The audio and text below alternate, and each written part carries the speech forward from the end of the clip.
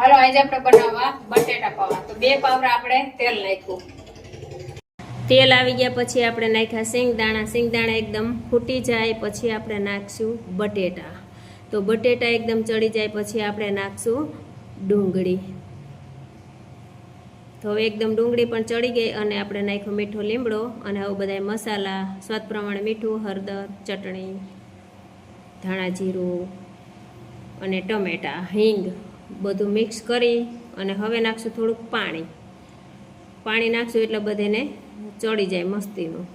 અને હવે થોડીક વાર આપણે આને વરાળમાં પાકવા દઈએ. વરાળમાં પાકે ત્યાં સુધીમાં આપણે 6 પાણી આપણે આ પૌવાને ધોઈ નાખીએ સરસ પાણીએ.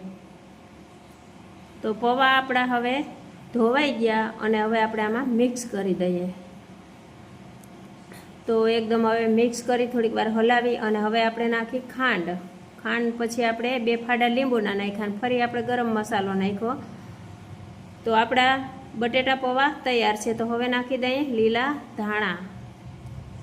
બટેટા પૌવા આપણે બની ગયા, ડીશમાં નખાઈ ગયા અને હવે આપણે નાખશું રતલામી સેવ.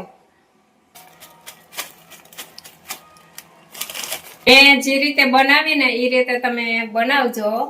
જો કે મેં તો ચાખી લીધી, જોરદાર બન્યા.